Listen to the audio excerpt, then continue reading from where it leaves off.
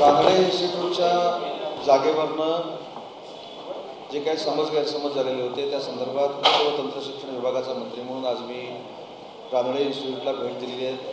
मला असं वाटतं की त्याच्या इतिहासामध्ये जायची काही आवश्यकता असं मला वाटत नाही, कारण गेले 2-3 दिवस मी 8 ते 10 जिल्ह्यांच्या दौऱ्यावर होतो. तिथं प्रत्येक ठिकाणी पत्रकार परिषद सुरू असताना रानडे इन्स्टिट्यूटचं नक्की काय होणार हाच प्रश्न विचारला गेला. मी आताच सावित्रीबाई फुले विद्यापीठाचे कुलगुरू करमळकर सर, त्यांचे प्रकुलगुरू, त्यांचे रजिस्ट्रार, पत्रकार संघाचे प्रतिनिधी, श्रमिक पत्रकार संघाचे प्रतिनिधी, माजी विद्यार्थी संघटनांचे प्रतिनिधी या सगळ्यांची चर्चा केली. आणि चर्चा केल्यानंतर मी देखील विद्यापीठाच्या सगळ्या भावना ऐकून घेतल्या आणि त्याच्यानंतर जी मागणी होती की स्थगिती हा जो शब्द आहे तो काढावा आणि काल जे काही सही नसणारं पत्र दिलं गेलं त्याच्यावरनं स्थगिती हा शब्द काढून ते रद्द केलं आहे अशा पद्धतीचं जाहीर करावं विद्यापीठानं, अशी जी मागणी होती. त्याच्यामध्ये कुलगुरूंनी स्वतः पुढाकार घेतला. मी देखील त्यांना विनंती केली आणि जो काही निर्णय गेलेला होता तो मॅनेजमेंट काउन्सिलचा नव्हता, तो त्यांच्या अकॅडमिक कमिटीचा होता. वाद असा होता की अकॅडमिकची कमिटी 2 महिन्यापूर्वी झाली आणि वेबसाईटवर जे काही पत्र आली ती 2 महिन्यानंतर का आली, तर त्याच्या देखील अडचणी विद्यापीठानं मला सांगितल्या. आणि त्याच्यानंतर आता असं ठरलं की रानडे इन्स्टिट्यूटमधले जे कोर्सेस स्थलांतरित होणार होते ते रद्द करण्याचा निर्णय आताच्या विद्यापीठाबरोबर झालेल्या बैठकीमध्ये झालेला आहे. दुसरं काही शंका कुशंका होत्या किंवा अकॅडमिक अपग्रेडेशन कसं करायचं आहे, इन्फ्रास्ट्रक्चर अपग्रेडेशन कसं करायचं आहे, आणि ज्या काही तक्रारी झाल्या किंवा ज्या काही निवेदनं माझ्याकडे आलेली आहेत तर त्याची पूर्ण छाननी करून अहवाल सादर करण्यासाठी आमच्या विभागाचे प्रधान सचिव जे आहेत विकासचंद्र रस्तोगी त्यांची 1 सदस्यीय समिती नेमण्याचा निर्णय आजच्या बैठकीमध्ये आम्ही घेतलेला आहे. सगळ्यात महत्त्वाची बाब आपल्याला माहीत असेल की इथली जागा आणि त्याचा प्रश्न न्यायालयामध्ये आहे. 3 व्यक्तींकडनं ही जागा जाऊन आल्यानंतर 4थी संस्था अशी आहे की तिला ही जागा दिली गेली आणि ती पार्टली दिली गेली. त्याच्यामुळं न्यायालयामध्ये जे काही विचार मांडायचे त्याच्यासाठी देखील शासनाची काही गरज भासली तर शासन विद्यापीठाबरोबर राहायला तयार आहे, किंबहुना विद्यापीठाला पूर्ण सहकार्य करायला तयार आहे. पण ही जागा सुरुवातीला विद्यापीठाच्या नावावर होणं गरजेचं आहे. गेली कित्येक वर्ष हे इन्स्टिट्यूट या जागेवर असल्यामुळं तिथं ज्या काही कायदेशीर बाबी पूर्ण करायच्या आहेत त्याच्यासाठी देखील वकिलांची जर फौज लागली तर महाराष्ट्र शासनाच्या माध्यमातून ती समिती आम्ही नेमलेली आहे, विकासचंद्र रस्तोगी यांच्या अध्यक्षतेखाली. ती समिती त्याचा अहवाल शासनाला देईल आणि त्याच्यातनं पुढे जाऊ. आता विकासचंद्र रस्तोगी नक्की काय करणार आहेत, तर विकासचंद्र रस्तोगी ह्या जागेचा प्रश्न सोडवण्यासाठी प्रयत्न करणार आहेत. अकॅडमिक अपग्रेडेशन कशा पद्धतीनं करायचं त्याचा ते प्रयत्न करतील. इन्फ्रास्ट्रक्चर डेव्हलपमेंट कशी अजून चांगली पद्धतीनं करायची विविध खात्यांची परवानगी घेऊन ते त्याच्यामध्ये सामील असेल. ज्या काही शंका काढल्या गेल्या त्याचं नक्की काय प्रकार आहे ते देखील तपासलं जाईल. आणि सगळ्यात महत्त्वाची बाब जी मी सांगितली की ज्युडिशरी मॅटर जो आहे त्याच्यामध्ये महाराष्ट्र शासन विद्यापीठाला कशा पद्धतीनं सहकार्य करणार आहे, काय करणार आहे, याच्यासाठी सविस्तर चर्चा विद्यापीठाचे कुलगुरू, त्यांचे सर्व सहकारी, आता ज्यांना मी भेटलो त्या सगळ्यांशी विकासचंद्र रस्तोगी स्वतः फिजिकली त्यांच्याबरोबर चर्चा करतील, ऑनलाईन चर्चा करतील आणि 90 दिवसामध्ये हा अहवाल शासनाला सादर करतील. पण अहवाल सादर करत असताना जर मध्ये काही शासनाची आवश्यकता विद्यापीठाला लागली तर त्या अहवालासाठी काय आम्ही थांबणार नाही. जे काही सहकार्य महाराष्ट्र शासन करणार आहे ते आम्ही ते अहवाल याच्या अगोदर देखील करायला तयार आहोत. त्याच्यामुळं आजचा जो काही एक विषय होता तो मला असं वाटतं की स्थगिती दिली का, त्याच्यावर सही नव्हती, मग ते मॅनेजमेंट काउन्सिलमध्ये झालं आहे का की अकॅडमिक काउन्सिलमध्ये झालं आहे, त्या सगळ्याला पूर्णविराम मिळालेला आहे. आणि दुसरी सूचना मी एक विद्यापीठाला केलेली आहे की सगळ्यांचं मत असं होतं की इथं स्थलांतर करून कमर्शियल काही इमारती या ठिकाणी होणार आहेत का किंवा मॉल होणार आहेत का, बिल्डर काही इथे येणार आहेत का, तर त्याच्या बाबतीमध्ये विद्यापीठानं मला स्पष्ट असं सांगितलं की ही शैक्षणिक उपयोगासाठी असलेलीच जागा असल्यामुळं त्याचा पर्पज चेंज करण्याचा कुठेही विद्यापीठाला अधिकार नाही आहे. विद्यापीठ ते करू इच्छित नाही आणि जे काय आम्ही कन्स्ट्रक्शन भविष्यामध्ये परवानगी घेऊन करू ते शैक्षणिक गोष्टीसाठीच असेल, कमर्शियल गोष्टीसाठी नसेल. शेवटचा जो मुद्दा होता की याची किंमत किती आहे, 400 कोटी रुपये आहे, 500 कोटी रुपये आहे, तर त्या बाबतीमध्ये देखील मी सांगितलं की जी निवेदनं आलेली आहेत, ज्या काही शंका आहेत त्याचं निरसन विकासचंद्र रस्तोगी प्रधान सचिव त्या समितीमध्ये करतील आणि त्याच्यामध्ये त्यांना जर काही अडचणीचं वाटलं किंवा त्यांना काही शंका आली तर तसा अहवाल तो शासनाला देतील. त्याच्यामुळे जे काही रानडे इन्स्टिट्यूटबद्दलचे गैरसमज होते, समज होते, जाणीवपूर्वक झालं असेल नसेल मला माहीत नाही, पण आज आमच्या बैठकीमध्ये स्थलांतर करण्याचा जो मुद्दा होता तो नुसता स्थगित नाही, रद्द करण्यात आलेला आहे आणि त्याचं पत्र आताच पत्रकारांकडे आम्ही देतो. मंत्री महोदय, एक प्रश्न असा आहे की आज एका विद्यापीठातल्या एका छोट्या जागेच्या विषयावरून मंत्र्याला त्या जागेमध्ये यावं लागतं, हे पूर्ण विद्यापीठ अकार्यक्षम असल्याचं लक्षण आहे. त्यांनी असं म्हणणार नाही. शेवटी शासन आणि विद्यापीठ ही दोन्ही महत्त्वाच्या संस्था आहेत. विद्यापीठाचा ॲक्ट शेवटी शासनानंच केलेला आहे. विद्यापीठाला सहकार्य करणं ही शासनाची जबाबदारी आहे. विद्यापीठानं शासनाला मदत करणं ही विद्यापीठाची जबाबदारी आहे. याच भावनेतनं मी इथं आलेलो आहे आणि मला स्पष्ट असं सांगायचं की रानडे इन्स्टिट्यूट हे पुण्यापुरतं मर्यादित नाही आहे. हे भारताच्या स्तरावर, देशाच्या स्तरावर या इन्स्टिट्यूटला मान सन्मान आहे. आणि म्हणून ज्याचा मी उल्लेख केला की काल मी काही विदर्भ आणि मराठवाड्याच्या दौऱ्यावर असताना पत्रकार परिषदेची सुरुवात ही रानडे इन्स्टिट्यूटची जागा स्थलांतरित होणार आहे की नाही या प्रश्नानं व्हायची. त्याच्यामुळं जरी छोटा कॅम्पस असला, छोटी जमीन असली, तर त्याच्यामध्ये जी वास्तू आहे त्याला फार मोठा इतिहास आहे आणि तो पुण्याचा नाही, अख्ख्या भारत देशाचा ठेवा आहे. म्हणून मी इथं आलो, फक्त जागेसाठी आलो. सर, तुम्ही आता म्हटलं की अकॅडमिकली आपल्याला स्ट्रॉंग राहायचं आहे. रानडे इन्स्टिट्यूट कुठलाही हा सगळ्याच विद्यापीठांचा मुद्दा, सगळ्याच विभागांचा आहे. पण सगळ्या विभागांमध्ये प्राध्यापकच नाही आहेत. आता आपण जर पुणे विद्यापीठाबद्दल बोलू तर साधारणतः 385ची स्ट्रेंथ आहे प्राध्यापकांची, 350. आता फक्त 140 आहे. याच विभागाचं गेलं तर 5 स्ट्रेंथ आहे. कोर्सेस जर सुरू करायचे झाले तर वेगवेगळे पर्याय देखील विद्यापीठाला उपलब्ध आहेत. प्राध्यापकांची भरती झाली नाही म्हणून काय एखादी इन्स्टिट्यूट थांबेल असं काही मला वाटत नाही. पण प्राध्यापकांच्या भरतीच्या बाबतीत मागच्या वेळी देखील मी जे 8-10 दिवसापूर्वी आलो त्यावेळी देखील तुम्हाला सांगितलेलं आहे की प्राध्यापकांची भरती कुठं होणार नाही असं काही कुठेही चित्र नाही. किंवा महाविकास आघाडीच्या सरकारला प्राध्यापकांची भरती करायचीच नाही असं पण आमचं धोरण नाही. कोविडच्यामुळे जो आर्थिक भार शासनावर आलेला आहे त्याच्यामुळे फायनान्सनं थोडं थांबायला सांगितलेलं आहे. प्राध्यापकांची भरती नक्की होईल, परंतु एखादा कोर्स जर प्राध्यापक नाही म्हणून बंद पडणार असेल आणि तसं जर चित्र किंवा तसा प्रस्ताव आम्हाला दिला तर आम्ही प्राध्यापक कशा पद्धतीनं त्यांना घ्यायचे ते आम्ही त्यांना मार्गदर्शन करू ना शासन म्हणून. पण तर त्याच्यामुळे प्राध्यापकांची भरती होणारच नाही हा जो काही वेगळा गैरसमज पसरवला जातोय हा साफ चुकीचा. फायनान्सची परवानगी घेतल्यानंतर प्राध्यापकांची भरती आम्ही सुरू करणार आहोत. तुम्ही ट्विट केलं होतं, त्याच्यानंतर युवासेनेने मागणी केली, त्याच्यानंतर तुम्ही इकडे यायचा निर्णय घेतला. शिक्षणाच्या उच्च शिक्षणासंबंधातले खूप महत्त्वाचे काही विषय पेंडिंग आहेत ते युवासेनेने घेतले. उदाहरणार्थ अपात्र शिक्षकांना निवृत्ती वेतन आणि सगळे लाभ देण्यासंदर्भात सोमवारी बैठक होणार होती, ती नंतर रद्द झाली, तो एक विषय. त्याच्यानंतर विद्यापीठातला पदनाम घोटाळा आहे, त्याची वसुली सरकारने सुरू केली होती, ती प्रलंबित आहे. तर असे काही महत्त्वाचे विषय जर युवासेनेने घेतले तर ते पूर्ण होतील. पहिली गोष्ट, युवा सेनेच्या फक्त एका मागणीमुळे इथं मी आलेलो नाही. युवा सेनेनं नक्कीच मागणी केलेली आहे, त्यांचं कौतुकच आहे. त्यांनी एका अतिशय चांगल्या विषयाला हात घालून म्हणजे आपल्या सगळ्यांना पण कळलं असेल की एक चांगला न्याय मिळवून देण्याची भूमिका घेतली. परंतु आपले पत्रकार संघाच्या दोन्ही संघटना ज्या आहेत त्या मातृसंस्था म्हणून पुण्यामध्ये काम करतात, त्यांची देखील मागणी होती. त्यांच्याबरोबर देखील आता मी चर्चा केली. माजी विद्यार्थ्यांची जी संघटना आहे रानडे इन्स्टिट्यूटची, त्यांची देखील मागणी होती आणि विविध संघटनाच्या विद्यार्थ्यांच्या आहेत त्यांची मागणी होती. त्याच्यामुळे युवा सेनेनं घेतलेला जो सहभाग त्याच्यामध्ये होता हा लक्षणीय होता, त्याच्याबद्दल दुमत असण्याचं काही कारण नाही. पण या सगळ्या लोकांनी देखील मला विनंती केलेली होती आणि मी त्यांच्याशी वैयक्तिक चर्चा केली, आता पण बैठकीमध्ये चर्चा केली. म्हणूनच मी या ठिकाणी आलो आहे. आणि रानडे इन्स्टिट्यूटच्या कॅम्पसला एक फार मोठा ऐतिहासिक वारसा आहे आणि तो जपण्यासाठी महाराष्ट्र शासन म्हणून आम्हाला जर काही करता आलं त्या उद्देशानं मी इथं आलेलो आहे. त्याच्यामुळे बाकी त्याच्यामध्ये काय असेल रानडे इन्स्टिट्यूटला ऐतिहासिक वारसा आहे तो जपण्याचा प्रयत्न करायला हवा. तुमच्या या सगळ्या निर्णयाचं स्वागत केलं जातं. मुद्दा असं आहे की या रानडे इन्स्टिट्यूटच्या काही समस्या देखील आहेत.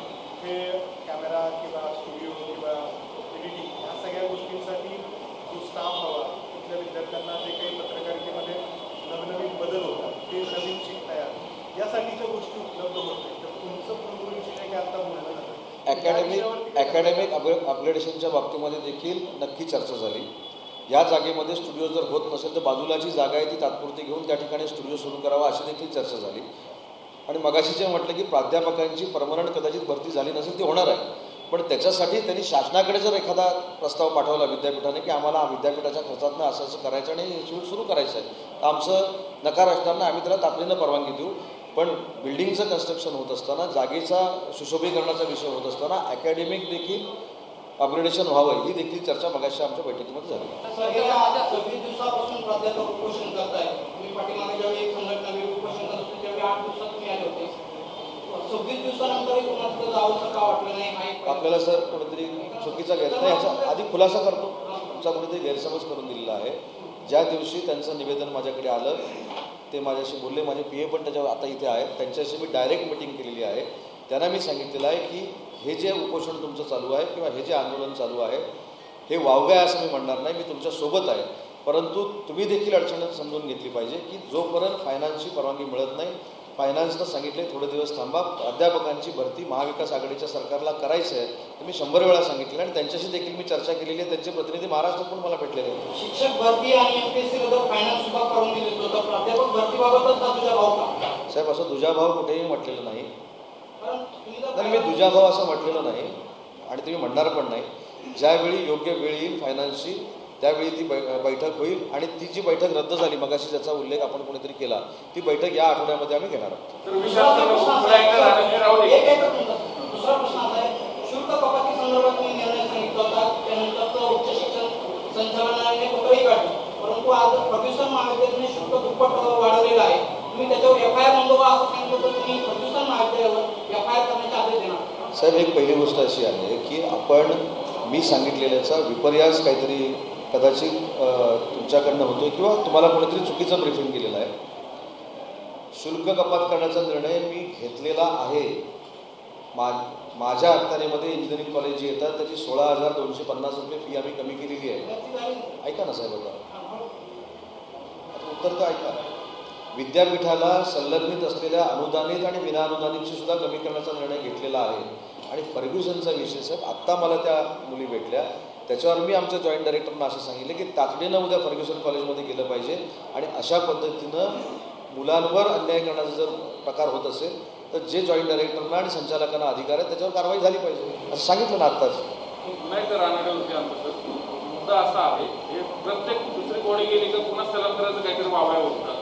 मग आता तुम्ही फायनल मंत्री म्हणून जाहीर करताना इथून पुढे रानड्याच्या स्थलांतराचा कुठलाही प्रस्ताव आणला जाणार नाही आणि इथंच राहणार. रानडेच्या स्थलांतराचा विषय मला असं वाटतं की आज संपलेला आहे, तो रद्द झालेला आहे. आता याच ठिकाणी पत्रकारांचं दीपस्तंभाप्रमाणे असलेला जो ठेवा आहे तो कसा जतन करायचा यासाठी मी कमिटी नेमलेली आहे. त्याच्यामुळे जी काय आता डेव्हलपमेंट करायची ती याच कॅम्पसमध्ये होणार आणि त्या परवानग्या घेऊन होतील.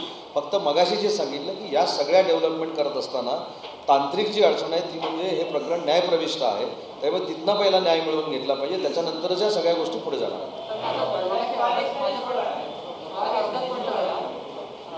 मंत्री झाल्यानंतर उच्च शिक्षण विभागाचे पदनाम घोटाळा 6 विद्यापीठांबद्दल जो आहे त्याची वसुली बाकी आहे. फक्त MPhil झालेल्या प्राध्यापकांची वसुली बाकी आहे. तर ह्याची ऍक्शन कधी होणार आहे नेमकी, कारण हा खूप मोठा विषय. एमफिल झालेल्या लोकांच्या बाबत किंवा या सगळ्या संघटनांची माझी बैठक झालेली आहे. काही ठिकाणी मी असं म्हणत नाही की सगळंच शासनानं जे काय आम्ही करतोय त्यांना पटतंय संघटनांना, असं पण माझं मत नाही. त्याच्यातल्या काही त्रुटी राहिलेल्या आहेत. या सगळ्या 15-20 दिवसाच्या किंवा महिन्याभराच्या कालावधीमध्ये आम्ही बैठक घेऊ शकलो नाही, कारण पुराची परिस्थिती कोकणामध्ये कशी होती काय होती. काल देखील मला MPच्या या सगळ्या संघटना भेटल्यात. 17 तारखेपासून 20 तारखेपर्यंत या 3 दिवसामध्ये हे सगळे प्रलंबित जे विषय आहेत या बैठका मी लावणार आहे आणि प्राध्यापक भरतीची बैठक लावावी अशी देखील अजितदादांना मी विनंती केली. याचाच प्रश्न आहे की महाराष्ट्रात नेटसेट आपले भरपूर क्वालिफाईड आहे, पण ज्यांची पात्रता नसलेले लोक काम करतात, त्यांना पाठीशी घालायला सरकार का काम करत आहे? कारण उच्च शिक्षण संचालनाने स्पष्ट म्हटलं आहे की यांची पात्रता यांच्याकडून दंड वसूल करा. हा निर्णय झाला तरी तो प्रलंबित. पाठीशी कोणी कोणाला घालत नाही. 2 मुद्दे याच्यामध्ये आहेत, जे सेटनेट झालेले आहेत आणि जे नॉन सेटनेट आहेत. आता नॉन सेटनेट जे आहेत त्यांना घ्यायचा निर्णय कोणी घेतला होता? एक्झॅक्टली बरोबर आहे. त्यावेळेच्या सरकारने घेतलेला. आता त्यावेळेच्या सरकारने त्यावेळी हा विचार करायला पाहिजे होता की आपल्याकडे ग्रॅज्युएट लोक आहेत, सगळी त्याची कॅटेगरी पूर्ण केलेली लोक आहेत, असं असताना तो निर्णय झाला होता. आता आपण असं म्हणू शकत नाही एका बाजूनं की सरकारनं घेतलेला तो निर्णय होता, त्याच्यामुळे सरकारनं त्या मुलांना आता घेतलंय. ज्यावेळी घ्यायचं होतं त्यावेळीच त्यांना जर घेतलं नसतं तर ही अडचणच निर्माण झाली नसते. त्याच्यामुळे कोण कोणाला पाठीशी घालत नाही. फक्त ग्रॅज्युएट लोकांचं म्हणजे जे पूर्ण कॅटेगरी पूर्ण असलेल्या लोकांचा जो विषय आहे त्या संदर्भात देखील परवाची आमची बैठक होती, पण या सगळ्यामध्ये पुढे गेली. म्हणून मी सांगितलं की 17 ते 20 या तारखेदरम्यान 3 दिवसामध्ये सगळ्या बैठका आम्ही लावतो आणि ज्यांना रिलीफ द्यायचा आहे किंवा ज्यांच्यावर काही कारवाई करायची असतील किंवा वसुली करायची हे सगळे निर्देश मी देणार. कॉलेज कधी सुरू होतात? कारण आता झालं असं आहे की 18 वर्षाच्या वरचे बऱ्यापैकी सर्वांचे 2 डोस झाले आहेत, लसीकरण होत आहे. त्यांचं कॉलेज सुरू झालं पाहिजे ही सगळ्यांकडून मागणी होत आहे. कॉलेज सुरू करावं ही आमची देखील तयारी झालेली आहे. किती टक्क्यामध्ये सुरू करायची आणि कशा पद्धतीनं करायची या संदर्भात प्रत्येक जिल्हाधिकाऱ्यांशी चर्चा सुरू आहे. फक्त टास्क फोर्सनं जे परवा सांगितलं की पुन्हा एकदा कॉलेजेस किंवा शाळा सुरू करणं हे तिसऱ्या लाटेच्या दृष्टीनं अडचणीचं होऊ शकतं. तर हे सगळे अहवाल आम्ही डिझास्टर मॅनेजमेंट अथॉरिटीकडे नेऊ, टास्क फोर्सशी चर्चा करू. पण महाराष्ट्र शासनाची तयारी कॉलेजेस सुरू करायची झालेली आहे. प्रत्येक ठिकाणी कुलगुरू त्या जिल्हाधिकाऱ्यांशी बोलत आहेत, आमच्या संचालकांशी बोलत आहेत आणि लवकरात लवकर आपण कॉलेज सुरू करण्याचा निर्णय घेणार आहोत. सीईटीचं वेळापत्रक पण नाही अजून. सीईटीचं वेळापत्रक मी स्वतः जाहीर केलं. फक्त त्याच्यामध्ये आता परत पूरग्रस्त भागातल्या लोकांची मागणी आहे की सीईटीचे दिवस वाढवून द्या. त्याच्यामुळं ते पाठीपुढे होईल. कारण त्या हो सर, 2 वर्षापूर्वी विनोद तावडे इथे येऊन गेले होते. ते म्हटले की 1 कोटी आम्ही या डिपार्टमेंटला देऊ असं ते म्हटलं. आणि त्यानंतर मिळाले अजून ते बघायलाच पाहिजे. पण आता तुम्ही देखील येऊन गेले तिथे. विनोद तावडे साहेबांनी केलेली घोषणा जर परिपूर्ण झाली नसेल तर त्या घोषणेची जबाबदारी मी स्वीकारतो आणि ते 1 कोटी रुपये या इन्स्टिट्यूटला द्यायची जबाबदारी मी घेतो. सर, केंद्रीय मंत्री नितीन गडकरी यांनी एक पत्र लिहिलं आणि त्यांनी त्यामध्ये असं सांगितलं की रानडे इन्स्टिट्यूटवर बोलूया ना. शिवसैनिक जे आहेत रस्त्याची कामं बंद रानडे इन्स्टिट्यूट हे महत्त्वाचा सध्याचा विषय आहे. जे पत्र मुख्यमंत्री महोदयांनी लिहिलेलं आहे त्याचं उत्तर मुख्यमंत्री महोदय देतील. रानडे इन्स्टिट्यूट सध्या महत्त्वाचं आहे. तर आपण जसं मागे शुल्ककपातचा निर्णय घेतला, सरकारचा तुमच्या अंत्यप्रस्तावावर झाला, तसंच आता प्रायव्हेट इंजिनिअरिंग कॉलेज आहे, अभियांत्रिकी कॉलेज आहे, यांना पण त्याची अंमलबजावणी कशी होणार? नाही, प्रायव्हेटच्या बाबतीमध्ये आम्ही थोडा वेगळा निर्णय घेतलेला आहे. प्रायव्हेटला आम्ही डायरेक्ट निर्देश देऊ शकत नव्हतो. FRA आता फॉर्म झालेली आहे आणि FRAच्या सल्ल्यानं अजून एक आपण कमिटी नेमलेली आहे. चिंतामणी जोशी जे IAS ऑफिसर आहेत त्यांच्या अध्यक्षतेखाली ती नेमलेली आहे. 15 ते 20 दिवसामध्ये तो अहवाल येईल आणि शालेय शिक्षण विभागानं ज्या पद्धतीनं निर्णय घेतला आहे तशाच पद्धतीनं विद्यार्थ्यांना आणि विद्यार्थ्यांच्या पालकांना अपेक्षित असलेला निर्णय आमच्या विभागाकडून GR काढला तर GRला चॅलेंज होणार. तर आपण GR काढण्याचा अधिसूचना काढतो. बघू ना, जे पालकांच्या आणि विद्यार्थ्यांच्या दृष्टीनं सोयीस्कर असेल ती करू. मी वाचून दाखवू का पत्र? महाराष्ट्र राज्याचे माननीय उच्च व तंत्रशिक्षण मंत्री उदय सामंत यांनी शनिवार दिनांक 14 ऑगस्ट 2021 रोजी सावित्रीबाई फुले विद्यापीठाच्या संध्यापन व वृत्तपत्र विद्या विभागाला भेट दिली. माननीय कुलगुरू डॉक्टर नितीन करमळकर, माननीय कुलगुरू उमराणी, माननीय कुलसचिव प्रफुल्ल पवार, विभाग प्रमुख उज्ज्वला बर्वे आणि पुणे श्रमिक पत्रकार संघाचे अध्यक्ष मंगेश कोळंबकर, पुणे पत्रकार प्रतिष्ठानचे पदाधिकारी, अन्य पदाधिकारी यांच्या उपस्थितीमध्ये पत्रकार आणि माजी विद्यार्थी संघटनांची देखील चर्चा झाली. उपरोक्त चर्चेच्या अनुषंगाने सदर विभागाच्या शैक्षणिक व भौगोलिक सुविधांच्या विकासाचे नवीन प्रारूप तयार करण्याचे निर्देश माननीय मंत्री महोदयांनी दिले. या पार्श्वभूमीवर विभागाच्या स्थलांतरणाचा तसेच विलनीकरणाचा निर्णय रद्द करण्याचे माननीय कुलगुरू यांनी जाहीर केले आहे. पण एक महत्त्वाचा अजून एक विषय होता, तो राहिला. 5 मिनिटं फक्त. मी सकाळीच एक माझ्या ट्विटरवरनं ट्विट केलं होतं. कवी कुलगुरू कालिदास संस्कृत विश्वविद्यालय रामटेकचे जे आहे ते दरवर्षी 6 प्रकारचे पुरस्कार देतं महाराष्ट्रातल्या विविध ठिकाणच्या लोकांना. दुर्दैवानं 2012 पासून आजपर्यंत त्या पुरस्काराचं वितरणच झालं नव्हतं. आणि आज माझ्या अध्यक्षतेखाली एक कमिटी असते, त्याच्यामध्ये काही पुरस्कार जाहीर केलेले, त्याची यादी मी देतो. फक्त कुठचे पुरस्कार आहेत ते सांगतो. त्याच्यामध्ये 2018, 19 आणि 20 असे 3 वर्षाचे पुरस्कार आम्ही जाहीर केले. संस्कृत पंडित म्हणून त्याच्यामध्ये पुरस्कार असतो, वेदमूर्ती म्हणून पुरस्कार असतो, संस्कृत शिक्षक म्हणून 2 पुरस्कार असतात, संस्कृत प्राध्यापक, तत्सम अध्यापक असे 2 पुरस्कार असतात, संस्कृत कार्यकर्ता म्हणून एक पुरस्कार असतो आणि अन्य राज्यातील संस्कृत पंडित असा एक पुरस्कार असतो. त्या 3 वर्षाचे पुरस्कार जे कोविडमुळे थांबले होते ते आम्ही जाहीर केले. आणि दुसरं सांगताना आनंद होतो की 12 सालापासून जे पुरस्कार वितरण झाले नव्हते ते या 28 तारखेला नागपूरला रामटेक येथे ते पुरस्कार वितरण होतं आहे. आणि आता 2012 पासून का राहिले होते मला माहीत नाही पुरस्कार होऊन देखील, तर ते पुरस्कार वितरण 28 तारखेला आम्ही रामटेकला करतो. ती यादी मी तुम्हाला देतो. सर एक मुद्दा होता आपला नेहमीचा पुणे विद्यापीठाला सर एमिरिटसचा दर्जा हां कारण आपणच त्याच्यात आता आहे. बरोबर.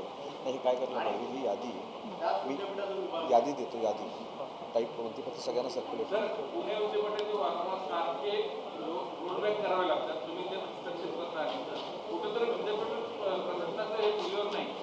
मी मागचे प्रवेश निधी तुम्ही सुद्धा नाही मी हस्तक्षेप नाही करत. मी फक्त मला जनभावना कळल्यानंतर त्यांना विनंती करतो की अशी अशी जनभावना तुम्हाला तशा जनभावना कळतात तशी विद्यापीठाला का नाही आता हा प्रश्न माझ्याशी निगडीत नाही. मला जनभावना कळल्यामुळं मी जनतेबरोबर राहतो. आता त्यांना जनभावना कळतात की नाही हे त्यांनी खरं जाहीर केलं पाहिजे. व्यवस्थापन सिनेटमध्ये जे काही राजकारण चालू आहे, जे काही खरं विचारसरणीची लोक आहेत त्यामुळे सगळं होत आहे. याच्यावर देखील सांगोपांग चर्चा झाली. ती मी आता काही जाहीरपणानं बोलत नाही. धन्यवाद.